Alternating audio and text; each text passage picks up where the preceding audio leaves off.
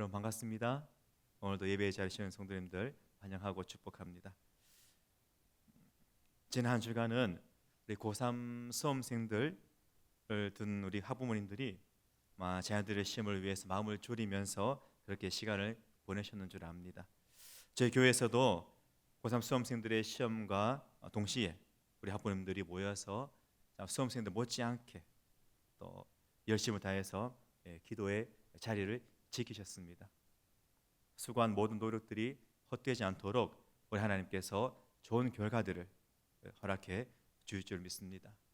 또한 자녀들의 그 진로와 앞길을 우리 하나님께서 선한 길로 또한 복된 길로 인도해 주실 줄 믿습니다.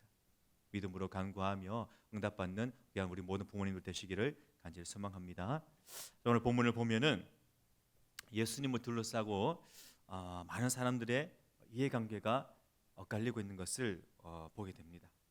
제일 먼저 본문을 보면은 베드로의 장모가 나타나는데, 베드로의 장모는 본문에 보면은 열병에 걸려서 굉장히 많이 힘든 가운데 있었던 것 같습니다. 이 열병, 본문에는 열병이 나와 있는데 당시에 어떤 그런 상황들을 살펴보면은 화병으로 볼 수 있지 않겠나라는 생각을 하게 됩니다. 어느 부모나 마찬가지겠지만 자녀가 얼마나 귀합니까?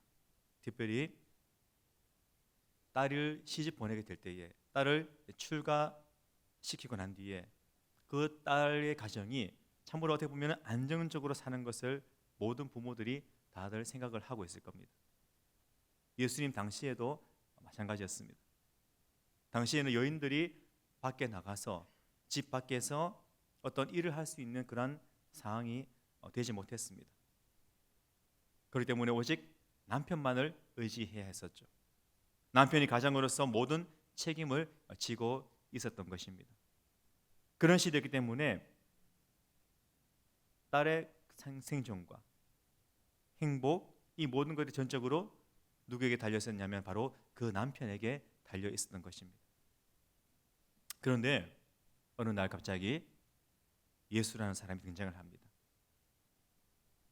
그러면서 예수님의 그 부르심에 사위가 모든 생업을 내팽개치고 예수님을 따르게 되니까 그 소식을 들은 장모 입장에서는 얼마나 마음이 답답했겠습니까?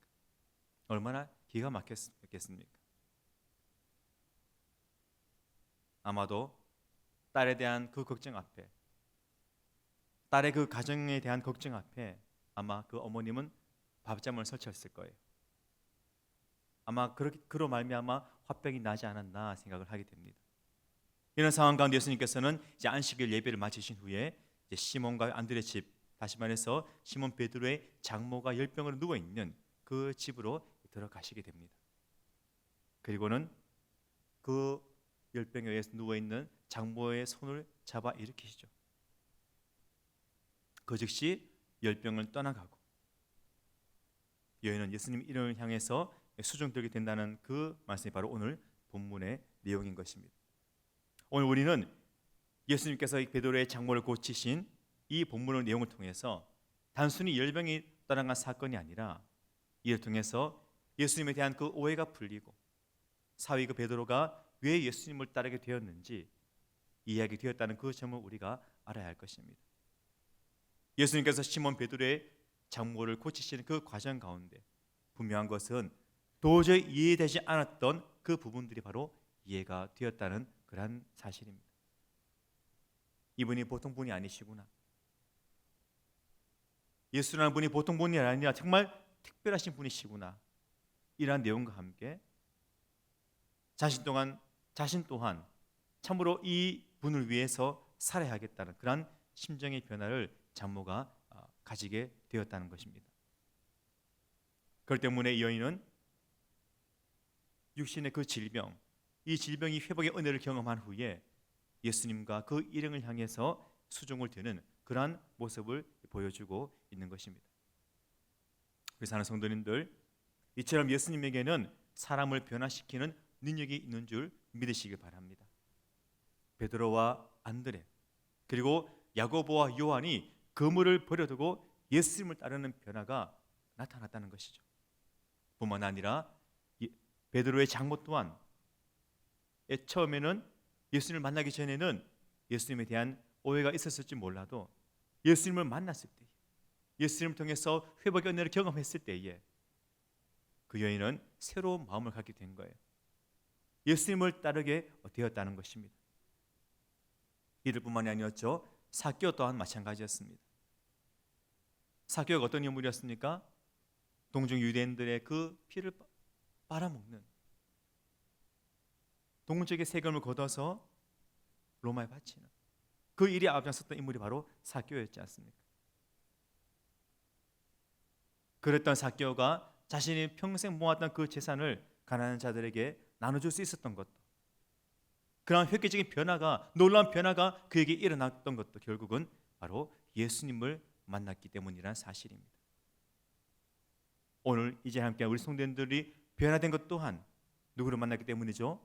바로 예수님을 만났기 때문인 줄 압니다. 이처럼 예수님을 진정으로 만난 사람은 바로 섬기는 자들이 되어야 하는 것이고 또 그렇게 될 수밖에 없는 것입니다. 예수님께서 이렇게 말씀하셨죠. 내가 온 곳은 섬김을 받으려 함이 아니라 도리어 섬기려 하고 많은 사람들의 대속물이 되려 함이라. 이처럼 우리 주님께서는 섬기기 위해서 이 땅에 오셨다는 거예요. 섬기기 위해서 오셨다고 하신 우리 주님께서는 예수님의 사역 내내 섬김을 또한 강조하셨습니다. 오늘 본문에서 최초로 베드로의 장모를 통하여서 그 모습이 드러나고 있는 것이죠. 우리 성도님들, 교회란 어떤 것입니까? 우리들이 몸담고 있는 이 대동교회, 이 교회가 어떤 것이죠? 예수님은 마가복음을 통해서 악한 영의 지배에서 벗어난 사람들이 모이는 것이고 예수님을 만난 사람들이 섬기는 법을 깨닫고 그것을 실천하는 모임이 바로 교회인 것임을 가르쳐 주고 계십니다. 예수님과 연관해서 두 번째 등장하는 존재가 있다면 바로 귀신들이라는 존재입니다. 32절 말씀을 보시면은 저물어 해가 질 때에 모든 병자들과 귀신 들린 자들을 예수님께 데려왔다는 그런 내용이 있죠. 이때는 바로 안식일이 끝난 때였습니다. 안식일에는 아무 일도 할 수 없기 때문에 많은 사람들이 그 안식일 규정에 묶여서 안식일 모든 예식이 마치기만을 기다리고 있었습니다. 그러다가 드디어 이제 안식일이 끝나니까 온 동네 사람들이 모여들었죠. 예수님은 그렇게 모인 각종 병자들, 환자들, 저들을 다 고쳐주셨습니다. 뿐만 아니라 귀신 들린 자들을 향해서 그 귀신들을 다 내쫓아 주셨고 그와 함께 귀신들이 자기를 알므로 그 말하는 것을 허락하지 않으셨습니다. 이 귀신들이 예수님만 먼저 알아본다는 사실은 성경에 여러 번 언급하고 있는데 회당에 있는 귀신 들린 사람 고치실 때 귀신이 뭐라고 말하고 있습니까?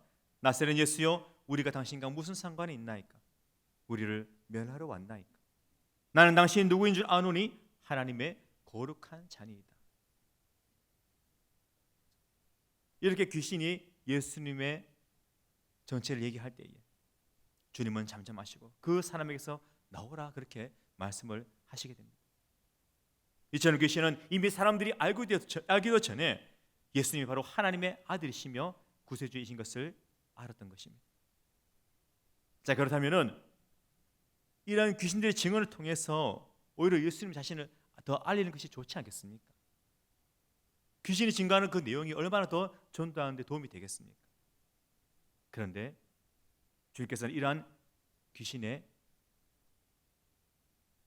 말을 금지시키고 계신 것이죠. 왜 그렇습니까? 지금 예수님께서 병든 자들을 고치시고 귀신 들린 사람을 고치실 때 이분이 바로 너희가 기다리던 메시아 구세주시다. 이분이 바로 하나님의 아들이시다. 그렇게 선전을 하게 되면 어떻게 됩니까?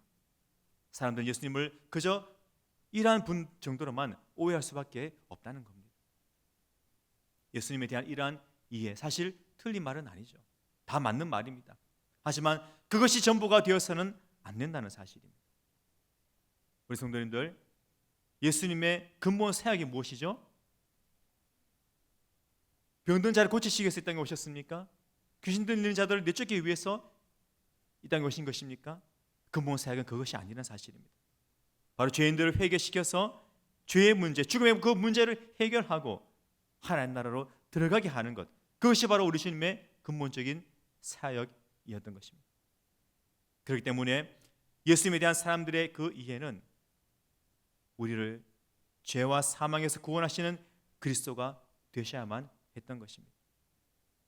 그런데 마귀가 병을 고치고 귀신을 쫓아내는 이 시점에서 하나님의 아들이라고 말해버리니까 사람들은 예수님을 그저 문제 해결자 정도로만, 우리의 소원을 성취해 주시는 분 정도로만 그렇게 인식을 하게 되는 것입니다.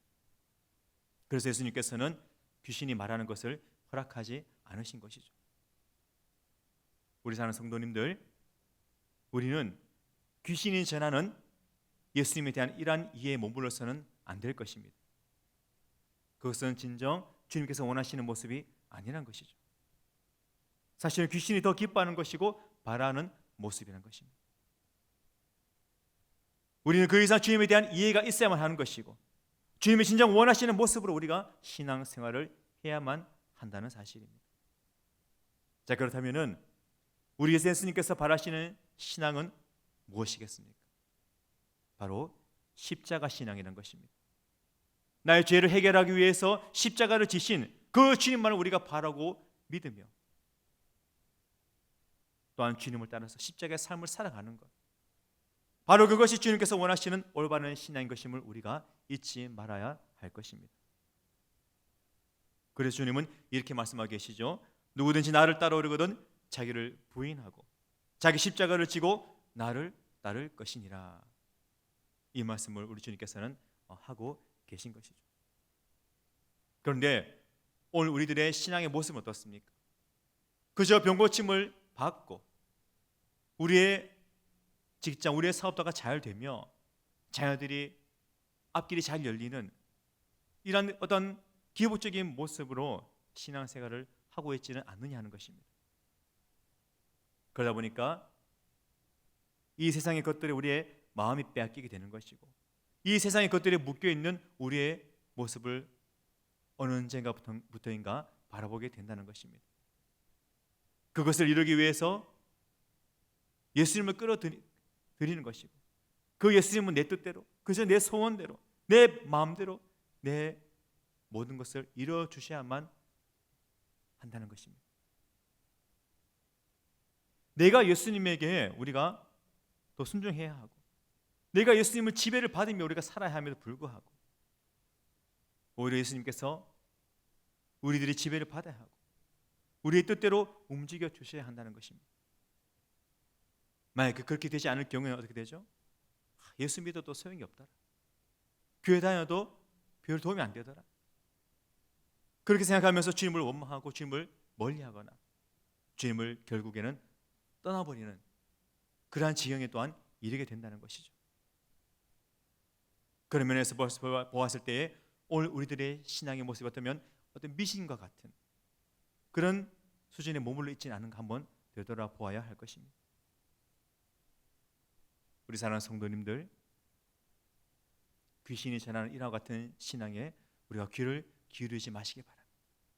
그 신앙을 벗어나서 주님께서 원하시는 그 십자가의 신앙으로 우리가 살아갈 수 있기를 간절히 소망합니다.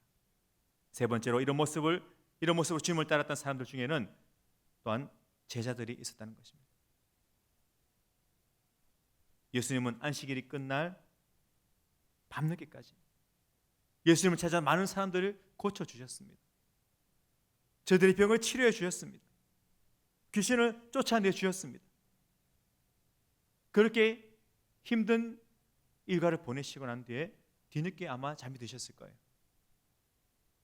하지만 그럼에도 불구하고 육신이 피곤함에도 불구하고 우리 주님께서는 아침 일찍 일어나십니다.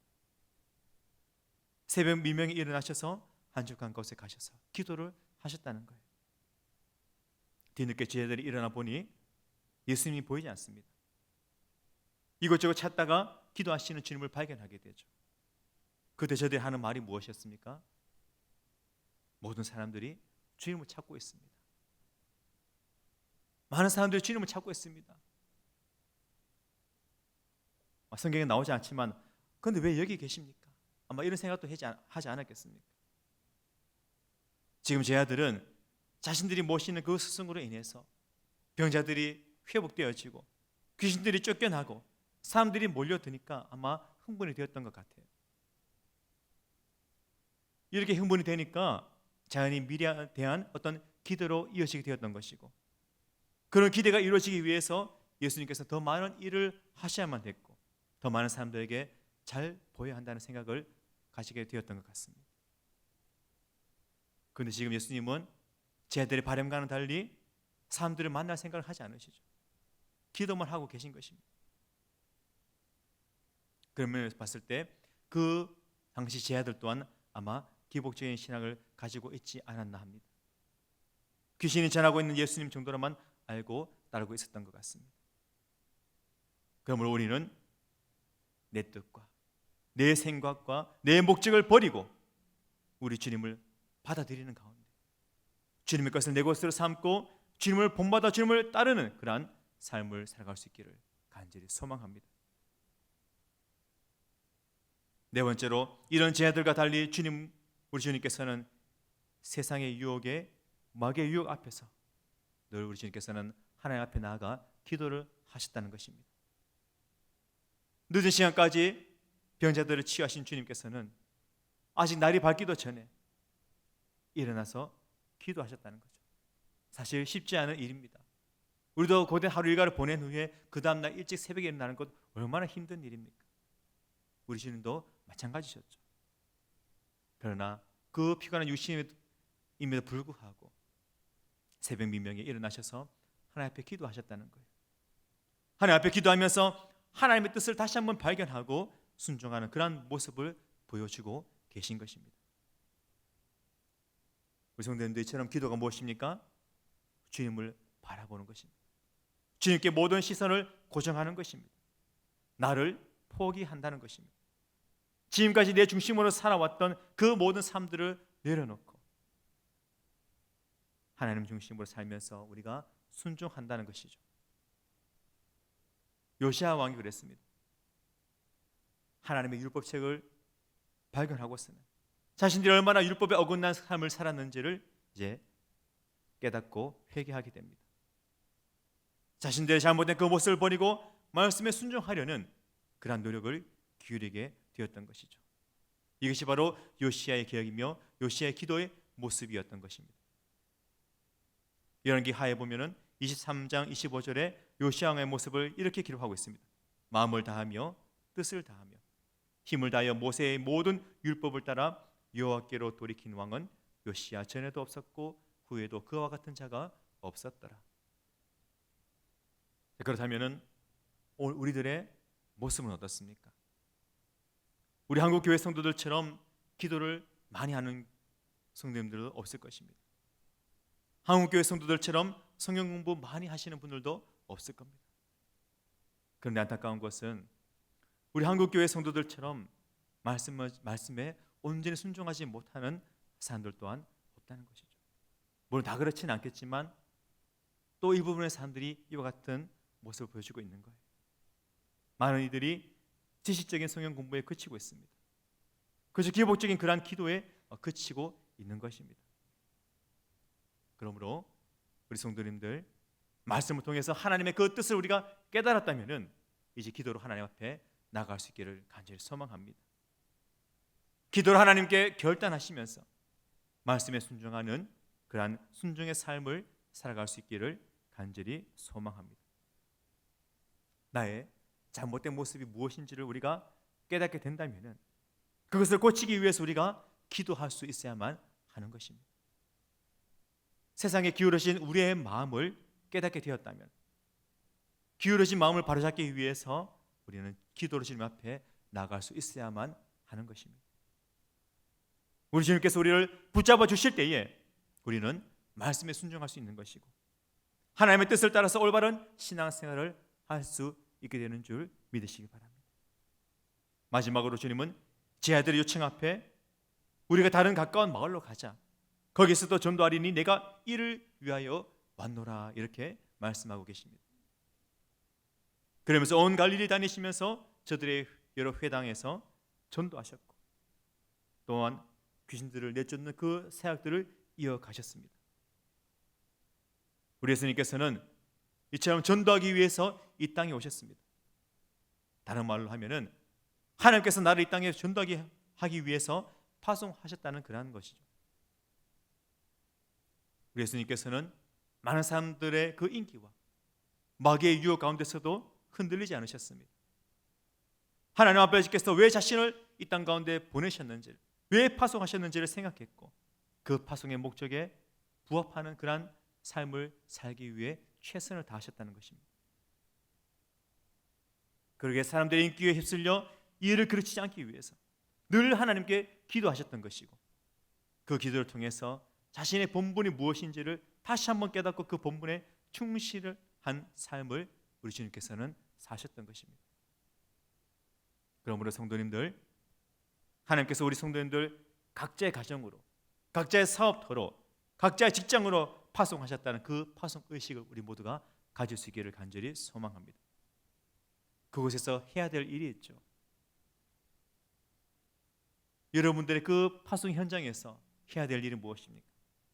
바로 하나님 나라의 복음을 전하는 것입니다. 이 일을 위해서 하나님께서 여러분들을 보내신 줄 믿습니다. 그러므로 우리가 이 땅을 살아가는 동안 어느 한순간도 그 사명을 잊지 말기를 소망합니다. 아무리 어렵고 힘든 순간에 우리에게 다가온다 할지라도 이 사명감을 가지고 우리가 더 힘을 내어 기도할 수 있기를 간절히 소망합니다. 이 사명감을 갖고 더 주님의 말씀대로, 더 주님의 뜻대로 살아갈 수 있기를 간절히 소망합니다. 마귀가 전해주는 그 기복적인 신앙, 내 중심적인 신앙의 모습들을, 이 모든 것을 다 우리가 내려놓고 온전히 주님만 따라갈 수 있는 우리 모든 성도님들 되시기를 간절히 소망합니다. 하나님께서 여러분 한 분 한 분을 보내주셨다는 사실이죠. 그러므로 우리 여러분들께서 계신 그 현장 가운데 충성대의 전도의 사명을 감당할 수 있는 우리 모든 성도님들 되시기를 간절히 소망합니다. 기도하겠습니다.